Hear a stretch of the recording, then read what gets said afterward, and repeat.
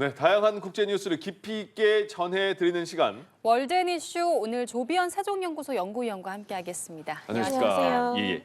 트럼프 대통령 그린란드 확보 의지로 유럽과 마찰이 되게 심하잖아요. 그렇습니다. 근데 보니까 그린란드에 군대 파병한 8개 나라의 관세를 부과하겠다 이렇게 말했어요. 네. 그러면서 그럼 무력도 사용할 겁니까 했더니 거기에 대해서는 약간의 한 발 물러선 것 같아요. 네, 그렇습니다. 이 MBC하고 전화 인터뷰에서 이제 트럼프 대통령이 그 군사적 옵션에 대해서는 노코멘트라고 발언을 한 것입니다. 그래서 예.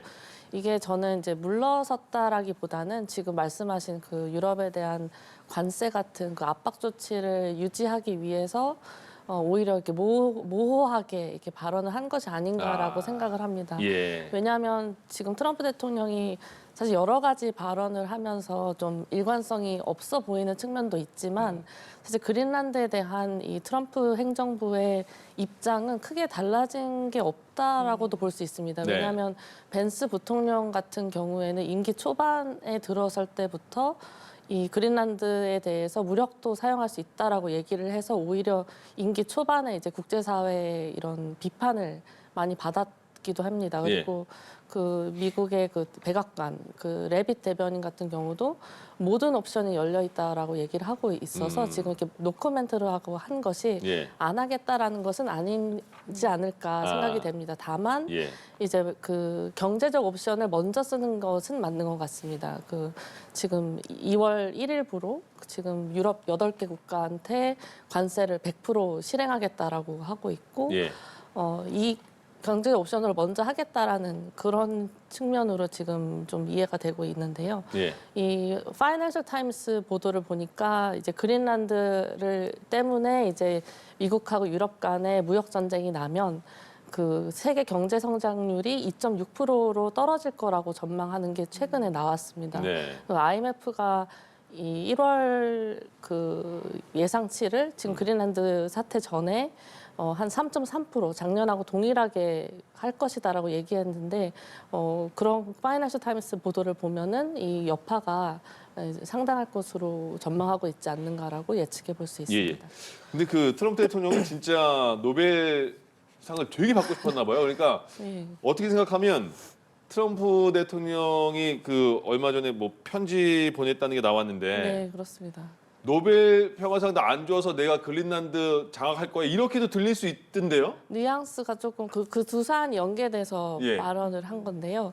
이 정말 말씀하신 대로 그 노벨 평화상은 정말 잊을만 하면 계속 네. 수면으로 떠오르는 것 같습니다. 네.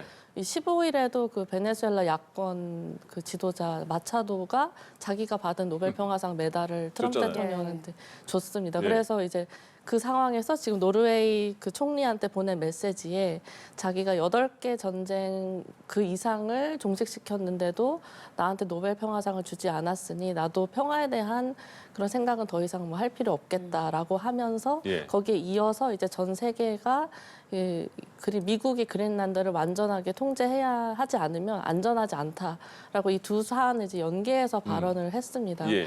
다만 이제 스콧 베센트 장관 같은 경우는 이 그린란드하고 노벨 평화상을 연결해서 하고 이 연계성을 짓는 거에 대해서 터무니없다라고 얘기하면서 네. 약간 참모진들은 지금 이거를 좀 일축하려는 그런 입장인 것 같습니다. 예. 네. 영국에서 미국 프로농구 NBA 경기가 열렸는데 네. 이 그린란드 때문에 또 소동이 벌어졌다고 해요. 관중들이 미국 국가가 나오니까 야유를 하는 일이 벌어졌어요. 그렇습니다.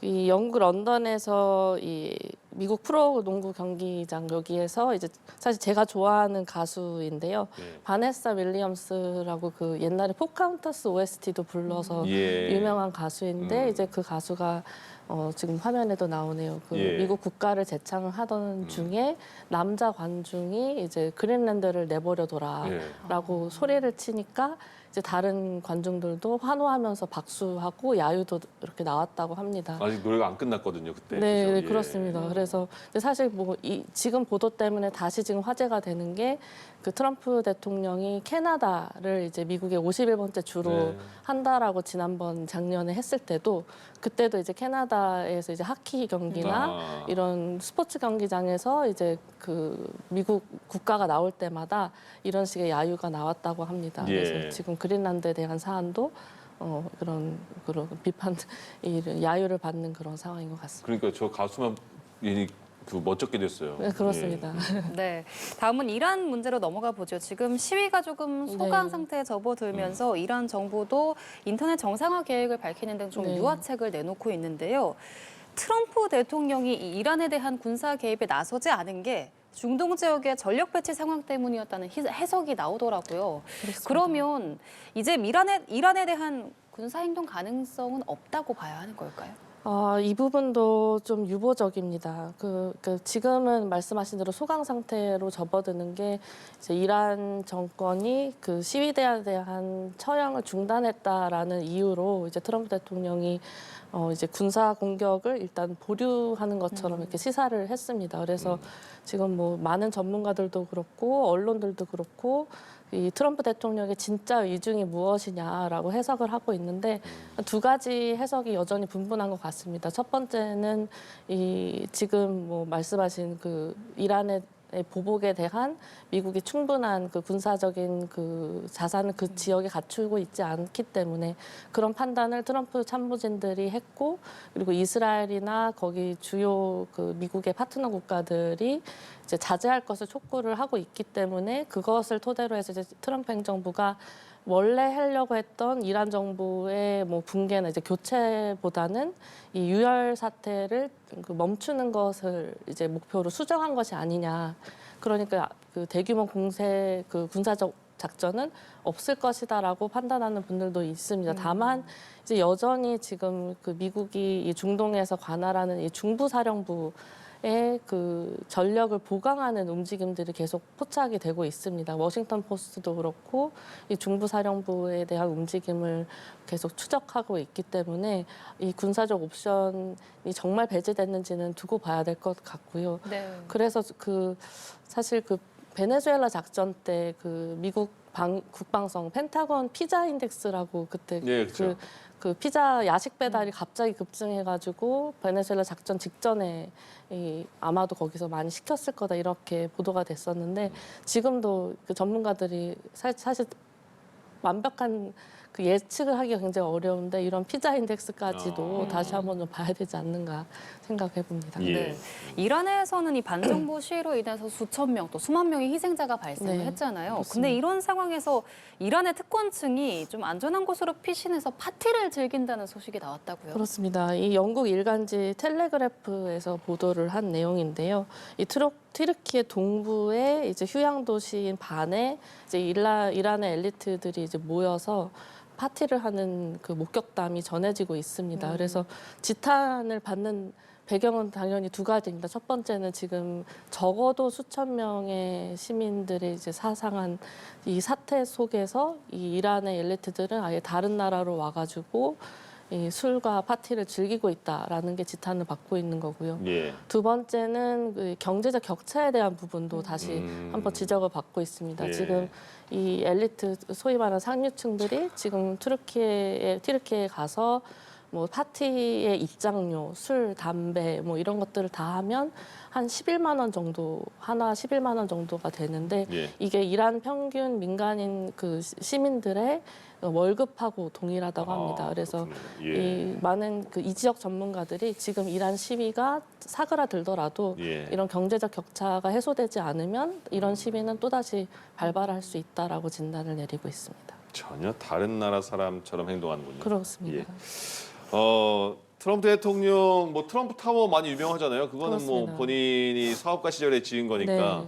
본인의 이름을 되게 좋아하는 거는 익히 알고 있었는데, 근데 대통령 되고 나서도 케네디 센터도 뭐 트럼프 케네디 센터 이런 식으로 바꿨고 이번에 또 그 도로 이름에도 본인의 이름을 넣은 도로를 개명한 거예요? 그렇습니다. 이름을 개명을 바꾼 거예요? 바꿨습니다. 예. 네, 이 트럼프 대통령이 그 얘기하는 그 미국 우선주의, 미국을 예. 다시 강하게 만들겠다 이런 마가 세력의 지지를 받고 있고 이것이 네. 이제 자기 이름을 통한 그 상징성을 가지고서 예. 말씀하신 그런 트럼프 원래 지은 빌딩도 있지만 뭐 트럼프 케네디 센터, 예. 뭐 이번에 새로 만드는 그 해상 전력도 트럼프 클래스로 그렇죠. 이렇게 그 상징적으로 계속 부과하는 그런 모습이 보여지고 있습니다. 예. 근데 지금 이 나오고 있는 이 도로는 네.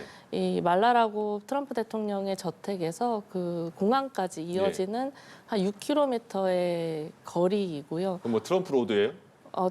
네, 프레지던트 도널드 제이 트럼프 블루바드로 이름이 바뀌었는데 원래는 서던 블루바드라고 해서 거의 뭐 한국어로 하면 남부대로 정도 같은 예. 그냥 지역의 그 위치명을 단 도로였는데 이제 그것으로 바뀌었습니다. 블러바드라는 뜻이 도로라는 도로, 뜻이에요? 대로 같은 대로. 면입니다. 그래서 이 트럼프 대통령이 이제 16일에 멀러로가 자택에서 헌정식이 개최됐고 거기에 이제 참석하면서 이 밤에 이 블루바드의 표지판을 보면 예. 그 모든 사람들이 자부심으로 가득 찰 것이다. 자기가 이제 이 자기에 대한 자부심만이 아니라 우리나라가 예. 이 행정부를 통해서 더 강해지고 부유해졌다라는 상징을 가진다라고 얘기를 했습니다. 예. 알겠습니다. 다음은 일본으로 가보겠습니다. 네. 다카이치 일본 총리가 하원격인 중의원 해산을 네. 발표를 하고 다음 달에 조기 총선을 치르겠다고 선언을 했는데요. 어떤 목적이 있는 걸까요? 네, 그 지금 다카이치 총리가 취임 이후부터 계속 이제 사실 역대급 지지율을 보이고 있는 그러게요. 총리입니다. 그래서 지금 이 중의원을 해산을 발표한 것도 굉장히 이례적인 부분인데 저는 이게 결국에는 뭐 그 자신에 대한 그 유리한 정치 지형을 갖추기 위해서 이 높은 그 지지율을 기반으로 해서 승부수를 던진 거라고 생각이 됩니다. 자신 있다 이런 거죠. 뭐. 그렇습니다. 예. 왜냐하면 지금 그 중의원의 이번에 해산되는 의석수를 보면은 그 중의원의 의석수를 보면 465석 중에 이제 자민당하고 이제 연립 정권을 만든 그 유신회가 233석을 이루고 있습니다. 예. 근데 그럼 결국에는 그 중의원의 과반의 턱걸이인 셈인데 네. 이 다카이치 총리는 조금 전에 말씀드린 대로 거의 뭐 60, 70%의 지지율을 가지고 있고 어떤 데서는 78%를 또 얘기를 하고 있기 때문에 아예 이것으로 밀어붙이면 이 의석수를 조금 더 늘릴 수 있겠다라는 판단을 내린 것 같고요. 그리고 또 하나도 연장된 선상에서 하나는 또 이 지금 최근에 야권이 결집하는 모습을 보이고 있습니다. 그래서 예. 그 일본의 가장 큰 그 야당인 입헌 민주당하고 그 원래 자민당하고 연립 정권을 이뤘던 공명당이 이제 합쳐져 가지고 한 예. 172석을 가져가려고 하는데요.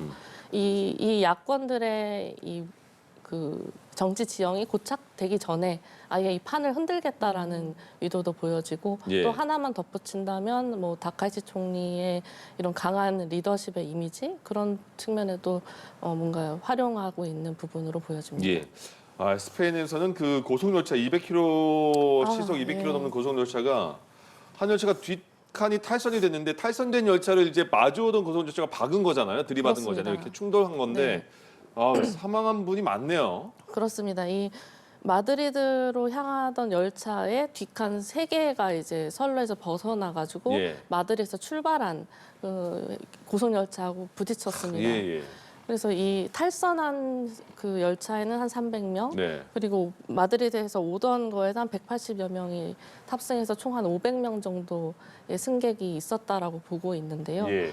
지금 저기 화면에도 나오고 있지만 네. 지금 일단 마드리드에서 오던 거기 기관사를 포함해서 최소 40명이 야. 사망을 했고 예. 120명 부상 그리고 아직도 구조가 진행 중인 부분에서 사상자가 늘어날 것으로 보도가 되고 있습니다. 네. 근데 굉장히 좀 여기 교통부 장관도 얘기를 했지만 이 곡선 구간에서 사고가 난 것이기 네. 때문에 예. 굉장히 이례적이고 이 사고가 난 열차도 신형이라고 합니다. 그러게요. 왜 탈선이 네. 됐는지. 네, 그래서 예. 제가 그 유로뉴스 쪽을 좀 보도를 봤더니 네. 최근에 이 직선 구간에 대한 안전 문제가 제기가 됐었다고 합니다. 예. 그래서 실제 승객 이번에 피해자 인터뷰도 보니까 기차가 많이 흔들리기 시작했다라고 했기 때문에 이제 뭐 조사를 해야 되겠지만 예. 그 곡선 구간에 문제가 있지 않았나, 직선 구간에 문제가 있지 않았나 추정이 됩니다. 네. 예, 알겠습니다. 박사님 두쫀쿠 드셔보셨습니까? 제가 이런 거에 굉장히 느린데 오늘 이 주제를 보면서 네. 이제 끝나고 사러 가려고 합니다. 아직 못 드셨다는 거네. 아직 못 먹어봤습니다. 네. 근데 예. 끝나고 사러 가려고 하시면 못 사실 수도 어려울걸요. 그렇다고 하더라고요. 네. 예. 요즘에 정말 품절이 아이고. 빠르게 될 정도로 광풍이 예. 불고 있는데 이 K 두바이 디저트잖아요. 네. 이 해외도 관심을 많이 보이고 있나 봐요. 그렇습니다. 저는 사실 두바이라고 해서 그 예전에 유행했던 그 두바이 초콜릿 예. 그 두바이에서 온 건가 그건 줄 알았어요. 했더니 그건 또 아니고 네. 우리나라가 네. 그 중동의 면 카다이프에다가 네. 그 피스타치오 필링을 해서 마시멜로 이렇게 네. 싼 그런 디저트, K 디저트라고 하는데 예. 말씀하신 대로 이게 다 지금 줄 서서도 못 살 정도로 그렇대요. 굉장히 광풍이고 그래서 보니까 두쫑크 맵도 있다고 하더라고요. 네. 그래서 파는 수량이 남은 거를 볼 수 있는 그래서 이따가 한번 그것도 한번 좀 활용하려고 하고 그래서 뭐 일본 지금 카페 이런 데서도 팔고 있고요. 예.